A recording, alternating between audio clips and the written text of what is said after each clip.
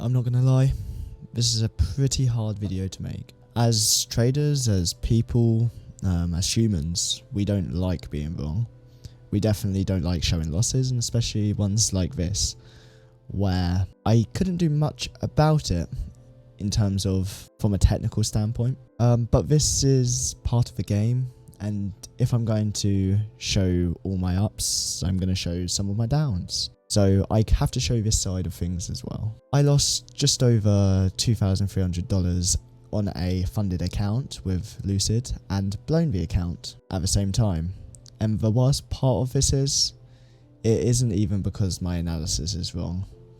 So in this video, I'm going to break down exactly what happened, and more importantly, the mistake that caused it, so you don't make the same. So if we take this chart, trade off my chart, I'll come back to it later. So going into the trade, the market conditions wasn't the cleanest. You can see this is a 5-minute chart, and I'm going to draw a vertical line at 9:30. So here, this dash line is 9:30. It wasn't the cleanest conditions, even before market open, for the hour before market open.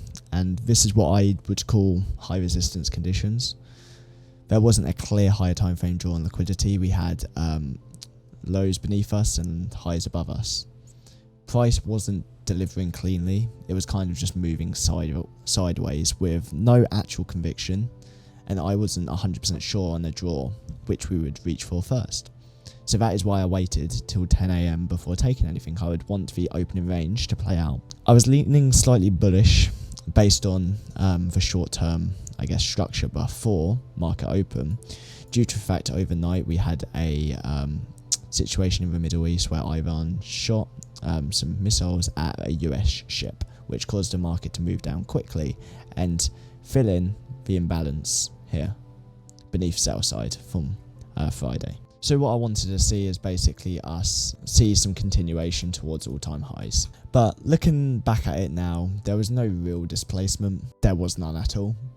And when there's no displacement, there's usually no real intent behind any of the price moves. So if you go back to one of my videos called Why Most People Traders Struggle Today, this is exactly the same. When we have no fair value gaps being created in price, we're overlapping PD arrays. There's no immediate reaction away from any down close candles, fair value gaps, breakers, or any PD array or closing above old highs. That is high resistance conditions. So realistically, this wasn't a high quality environment to be taking high probability trades. Obviously, we grinded towards my higher time frame targets. However, not in a way which I would like to normally trade in a low resistance condition. So going to the area which I took the trade. So I took the trade in this 1-minute candle. You can see how we created this swing low sweep in here. I didn't want us to trade back down into this wick because it swept out this low here inside of this fair value gap, so I wanted us to deliver higher back into buy side here. So I was looking at this as we created a new high, closed above the high there, then trade down into the range and then continue delivery. We sweeped this previous 1-minute candle low in here and then started showing bullish order flow and closing above this short-term high on a 1-minute. At this point here on a lower time frame, you can see how we sweep that low there on the 1-minute chart, and then we create this wick and try to trade higher, creating a short-term premium above this high. We then trade lower, failing to get to 50% of this wick in here. Then we displace higher, creating a breakaway gap. This is what I want to start seeing for a low resistance price delivery to buy side, where we start creating down close candles while moving higher, and the fair value gaps like this being left as breakaway gaps like we did. So as soon as we created this down close candle and closed above it, I entered long, targeting these relative equal highs here and this high here. So I go 4 minis long or 40 micros long here, looking to trade into them buy sides and this short term high. However, instantly we trade up here. My break even point was going to be once we trade into these highs, because we're in a more high resistance condition, because we can wick down here without body's candle closing. The issue is my stop was under this fair value gap, wanting it to be a breakaway gap. So at 10:08 we moved a total of 60 points in a 1-second candle, meaning my stop loss was ineffective. It didn't get triggered until much lower down here. So this means my 40 micros turned into a good 40 point loss or so or more and that led to me losing $2,300. But the real mistake within this whole trade wasn't my bias, and it was the fact that I was even in the market at this time. It was a high resistance condition. I know there will always be better conditions than that to trade. And this drop lower wasn't normal price delivery. It wasn't algorithmic. There was no scheduled news or anything like that. And this is what ICT calls manual intervention, where external forces from the algorithm, so institutions, large players, step into the market, and it completely overrides the normal algorithmic delivery of price. Most of the time the market moves in a structured way. It seeks liquidity, rebalances inefficiency, respects PD arrays, but during manual intervention that structure disappears. Price does not deliver step by step anymore, and it just reprices instantly. For example, it went from 27,890 evens down to 27,830 evens within a space of 1 second. And you can clearly see that here. When one aggressive displacement candle, no pullbacks, no respect for structure, and no respect for stop losses, come into the market. And that is not normal movement.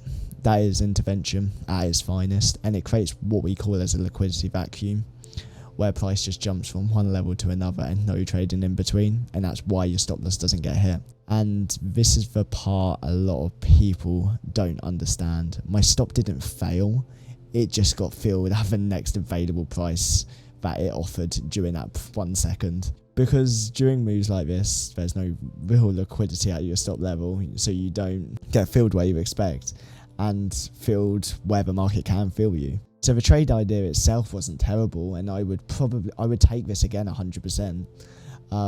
But because you can see straight after this move lower, we delivered that price one, which I was looking to play out, and it happened in a low resistance run. You can see how every down close candle, every fair value gap is being respected and trading into buy side. But it just was after this drop lower, and that just wiped me out for the day, and I physically can't participate after that. And because I was exposed during this manual intervention, my risk just wasn't defined anymore, so I lost way more than I wanted to lose. And considering I was not over leveraging, but leveraging a lot, because I over leveraged my funded accounts and risk got heavy on them, as the risk reward is immense with prop firms. So to me it wasn't a strategy issue, it was more of a process issue. In terms of, I shouldn't have been in high resistance conditions, and I paid the price for it. So from now on, I need to stay away from high resistance conditions. Even though there's low resistance moves in high resistance conditions, that doesn't mean it should be tradable, and that doesn't mean I should do my highest leverage I can on them or on the trades, because I'm just exposing myself to unnecessary risks, and I've just blown a funded account for no apparent reason. Even though I wasn't copying trading it across my 5 funded accounts, I still have 4 of the funded accounts left. However, that doesn't mean I should have been trading in any case, right? So moves like this, where we have a one-sided delivery, you usually will create better opportunities after. For example, this price run, it lets the price deliver.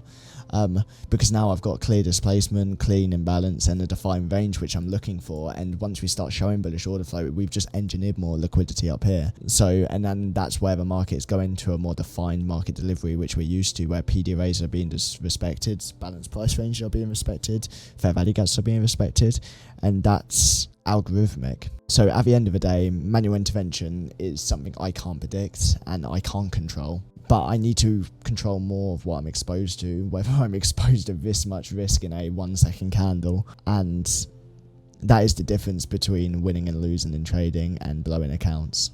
So going back to it, this was the trade. Entered on the bullish order block, failing to reach 50%. This 1 second candle, I get stopped way beyond this point and lose $2,300. This is just a learning experience. Like, there's not much from an execution standpoint, which I need to improve on based on that, except trading in high resistance conditions. Overall, it's just a pretty hard video to make because this is the reality of it, and it would be easy for me just not to post this at all and just keep it hidden from social media. But this is the reality, so I hope you enjoyed this video. I'll be back on live tomorrow morning. Good luck, good trading, goodbye.